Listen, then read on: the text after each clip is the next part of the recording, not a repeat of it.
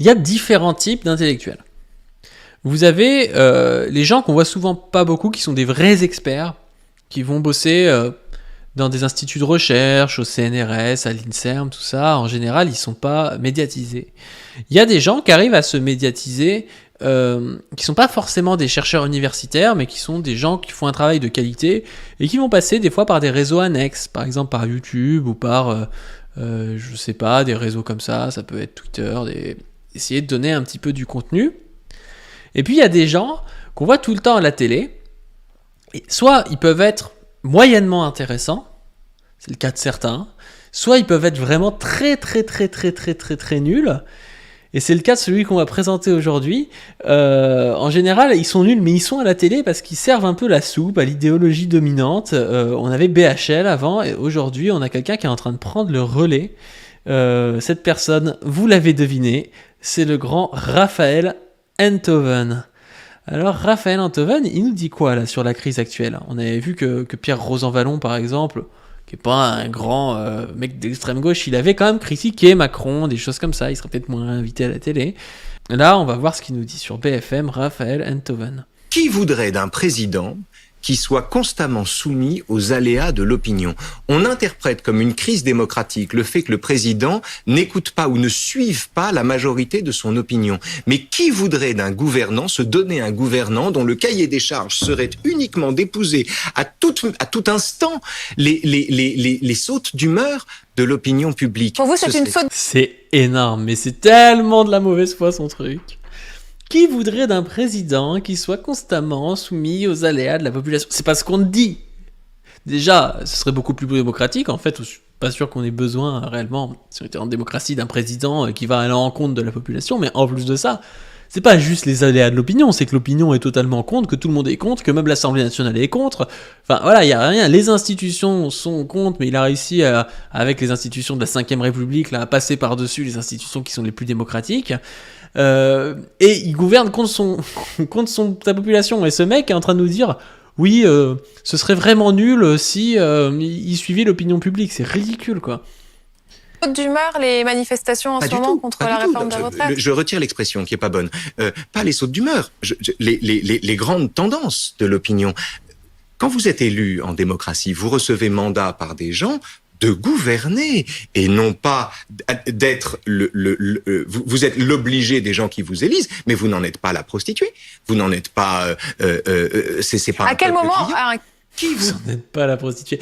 C'est ce genre de mec qui fait la leçon tout le temps à tout le monde en disant oui, vous êtes proche de Poutine, vous êtes proche du Venezuela, machin, la dictature et tout, et là il nous dit on n'est pas élu pour se soumettre au peuple. On est élu, et puis si on gouverne contre les grandes tendances, c'est une preuve de courage, quoi. En gros, c'est vraiment le pire discours qu'on puisse avoir. Ce discours, mais est d'un autoritaire pour un mec qui se fait passer pour un démocrate. C'est incroyable, quoi. C'est vraiment les mots ont perdu tout leur sens, quoi, avec ces gens-là. Comme il a accès à tous les plateaux, il a continué sur Paris Première. Je me pose juste la question de savoir si ce n'est pas la démocratie elle-même, le régime de crise. C'est-à-dire un régime qui n'a pas de contrepoint, un régime où la liberté, n'ayant plus de contrepoint, s'oppose à elle-même en permanence. Et je me demande si la démocratie en elle-même n'est pas un régime de crise, parce que c'est le bout de la course pour la construction politique, une démocratie. La démocratie est un régime qui ne promet qu'elle-même. L'horizon démocratique, c'est l'amendement de la démocratie. C'est sûrement pas autre chose. C'est un régime sans au-delà. C'est l'équilibre des pouvoirs. Le principe même de la démocratie, c'est que c'est pas justement un homme face à vertige de sa liberté de tout faire. Je ne dis pas qu'il n'y a pas d'équilibre des pouvoirs. Je dis que quand on est en démocratie, on ne peut mais il y a plus des choses très concrètes. Je me pose juste la... Mais c'est tellement noyé le poisson, déjà on capte pas trop ce qu'il dit. Il nous explique, je ne sais pas si au fond, s'il y avait trop de démocratie, ce serait pas déjà la crise de la démocratie. Enfin, c'est vraiment essayer de tordre des concepts qui sont très explicites. Le concept de démocratie, c'est pour ça que c'est dommage pour lui, c'est que c'est quand même très explicite, c'est le pouvoir pour le peuple, par le peuple, c'est assez clair, et le mec est obligé de nous dire non, mais si on était trop pour et par le peuple, en fait on tomberait peut-être dans l'antidémocratisme et tout. C'est vraiment le niveau qu'il faut avoir pour sortir ça. Je sais pas s'il y croit lui-même, sincèrement. Je sais pas s'il y croit lui-même. Ce que Macron est en train de faire, si Poutine était en train de le faire, est-ce que Raphaël Enthoven penserait pareil ? Je pense pas, sincèrement. Et puis troisièmement, on a eu son intervention cette fois-ci sur le plateau de Quotidien, parce qu'il a aussi les clés de ce plateau-là. Et il nous dit ça. La France traverse une crise, certains disent que c'est une crise démocratique, d'autres que c'est une crise de régime. Il y a incontestablement une crise sociale. Vous dites quoi ? Il y aurait une crise s'il retirait son projet. Il y aurait une crise si on cédait aux injonctions de ce qu'on a appelé le pays réel. C'est tellement faux, il n'y aurait pas une crise s'il retirait son projet. Il y a une crise actuellement, c'est une évidence, s'il retirait son projet. S'il avait fait plus tôt, en plus, il aurait pu passer pour quelqu'un de démocrate.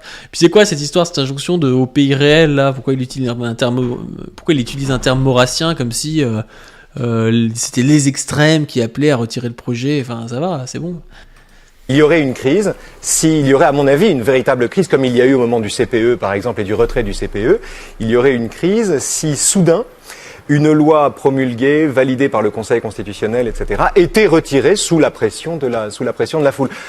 Que le procès... et puis ces trucs macroniens, là, la foule, quoi, la foule. Genre, 93% des actifs, c'est la foule.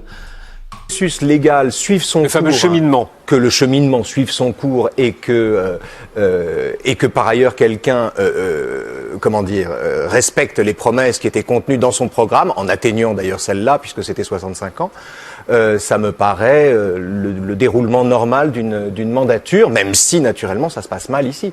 Mais je ne parlerai pas. Vous êtes vraiment devenu macroniste ? Non, c'est pas du tout. Mais alors il se trouve que sur le déni du mec, quoi. Même sur Quotidien, ils arrivent à se dire le gars est devenu macroniste, quoi.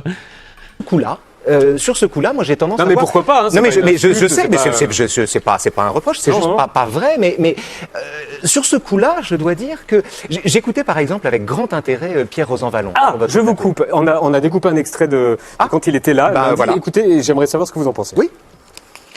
Il ne voit pas qu'il y a une crise démocratique. Pour lui, il n'y a pas de crise démocratique. Il pense que les institutions ont fonctionné, mais la démocratie ne vit pas simplement de la lettre de la Constitution.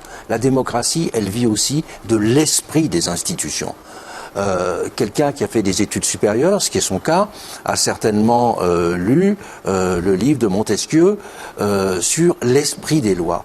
On oublie trop cela aujourd'hui. C'est qu'il y a un esprit de la démocratie, un esprit des institutions. La lettre est respectée, mais l'esprit est bafoué. Je rappelle. Masterclass de Rosanvallon. Donc Pierre Rosanvallon, qui est grand historien, grand spécialiste de la démocratie. Qu'est-ce que vous en pensez ? C'était très intéressant ce qu'il disait. Il a tendance à penser que l'autorité est une sorte de vertu sublime. Il disait Emmanuel Macron manque d'autorité, ça lui vient de sa jeunesse ou de la fulgurance de son parcours.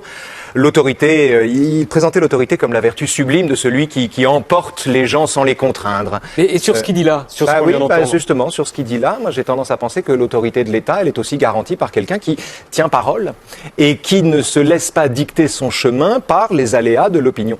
C'est aussi une affaire d'autorité, ça. L'autorité, elle est aussi là, elle n'est pas... Mais qu'est-ce qu'il noie le poisson ? C'est insupportable de dire des trucs comme ça. Je suis pas sûr qu'il le pense vraiment, c'est impossible, quoi.